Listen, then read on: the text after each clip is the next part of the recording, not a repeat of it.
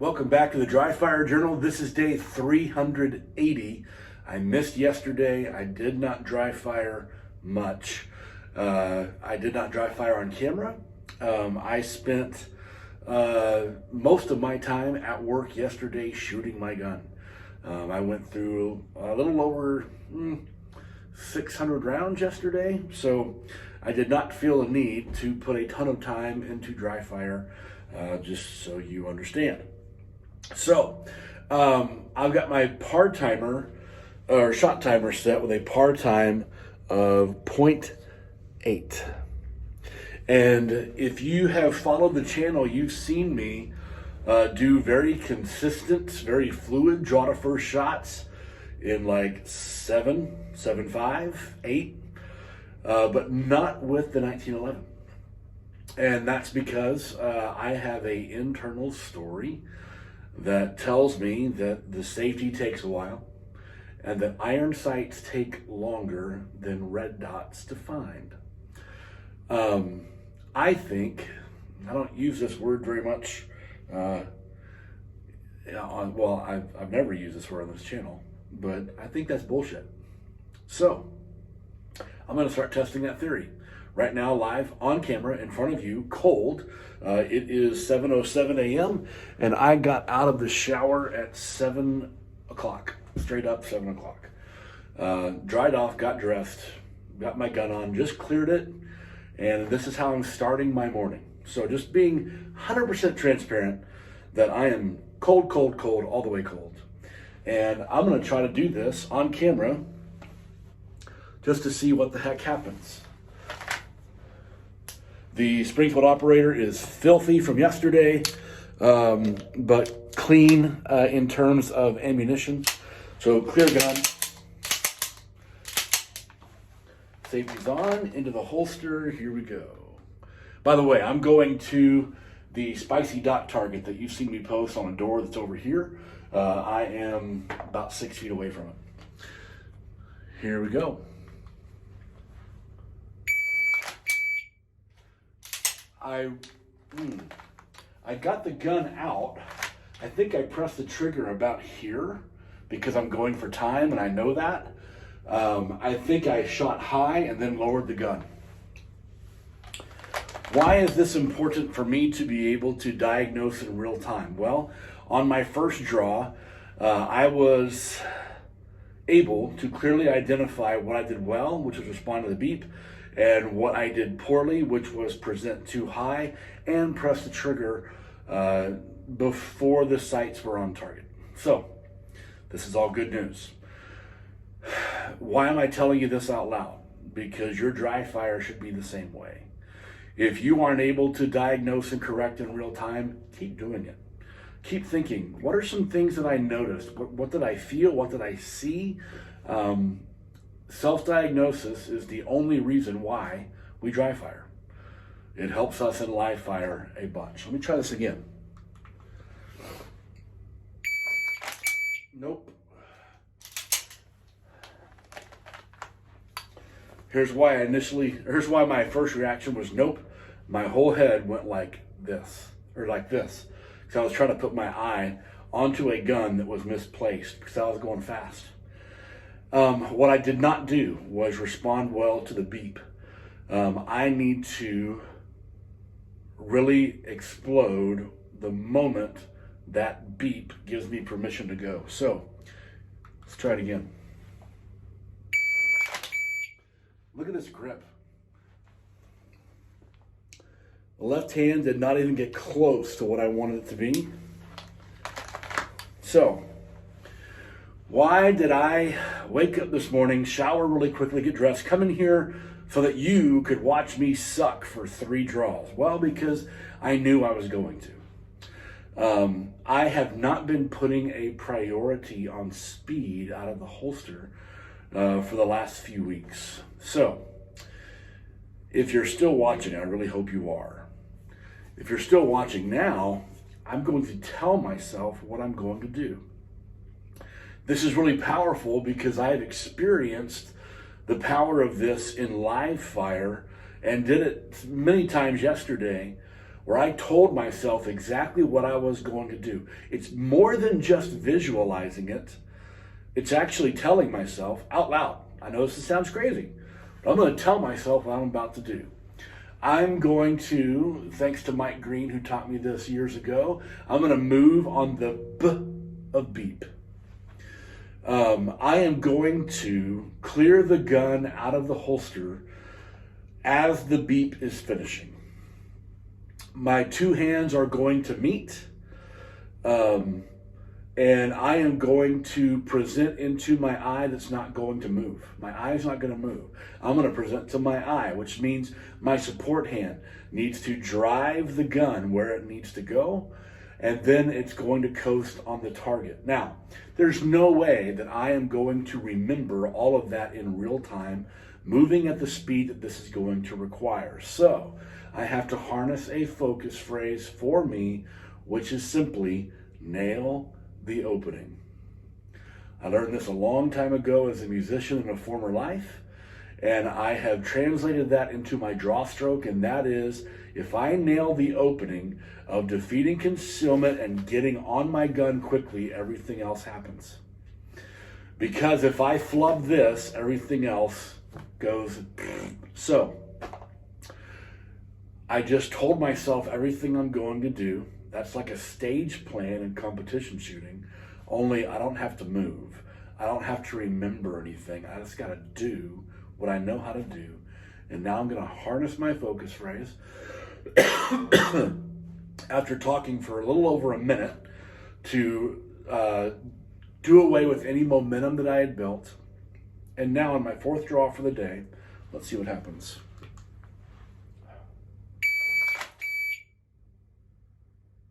So, felt a whole lot better. I wonder if you agree. I mean, you're the one watching it. This is the power of deliberate, intentional, focused practice, and it's not about my hands. Man, I've done so much work on this that it's no longer about my hands or knowing what to do. It's right up here and it's right here. And if you've been to my higher level classes like the test or the handful of y'all that have come to Apex, then you understand that shooting skills are like, 5% physical. Once you learn some fundamentals, everything else is mental and emotional. And I have been telling myself a story that I don't need a super fast draw because I'm really accurate and fast on the trigger with the 1911. And what I've been doing is telling myself that story so that I can give myself permission to not have to be fast on the draw. So today, I'm getting rid of that talk. And now I'm going to give myself some time to work on this.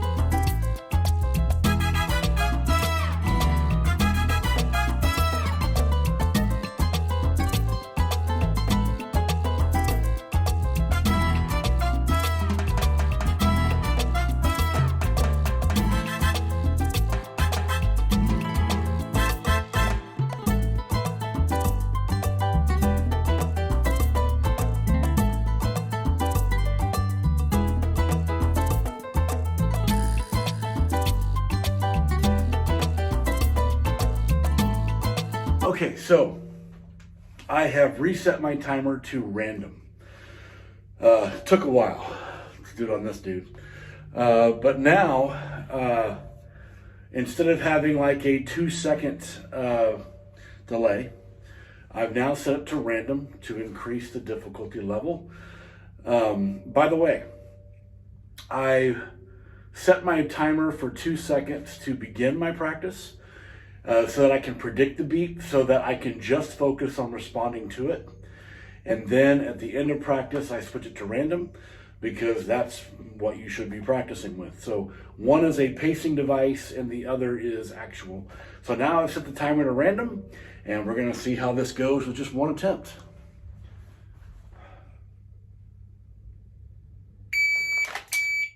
So,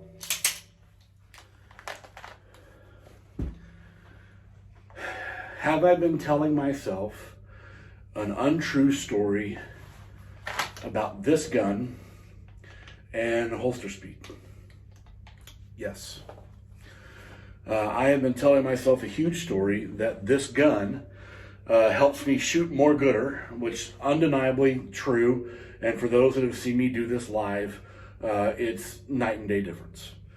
But I've told myself that I had a limitation with this because of the safety and because of the weight of the gun. Not true. Like severely not true. Multiple times this morning, I had a steady, consistent, seeable front sight on a dot this big at 6 feet away. And I had that long before 0.8. So, if we go back to what I said at the very beginning, our mental and emotional story really matters when it comes to understanding what keeps us from growth. Excuse me. This is probably a little more information than you want. In fact, I'm just going to sit down for this. This is probably a little more information than you want. If you're still watching, which probably nobody is. So, my mental process has been something that I have been reevaluating in the last few days. I have deleted social media off of my phone. I have made it public that I'm not going to be using Facebook or Insta or any of the TikToks or any of the things until after the new year. Now, you might find that odd since I'm posting this on YouTube today, and YouTube technically is social media, but I see YouTube as a source of information and learning and growth, not entertainment, minus Sunday afternoons when I watch, or Sunday nights when I watch football highlights on it. That's about it. Anyway, sorry, back to the topic at hand. My mental and emotional story really matters. And I have learned that in the last about 10 days as I have been really working on my physical health, just by changing the way I eat. And the first few days were difficult, and now it's become something that I kind of have to do to feel normal. That's how quickly my mental and emotional story changed about the thing that has been my biggest barrier in all of my adulthood, which is food. Obviously, I'm overweight. I mean, you saw me stand at a profile this morning. Good grief. I need to take better care of myself for the sake of being a good self-defender. And there's a whole big story behind that. But my mental and emotional story needed to shift in order to change my physical conditioning. And when I harness that same mental and emotional story change and apply that to my shooting, I am capable of really amazing things. So, sorry for like the, super long deep dive today. Actually, I'm not sorry. This is my journal, and I do this for me, and you get to watch. But here's what I honestly believe, perhaps for the first time. And that is that I and we spend way too much time on the mechanics.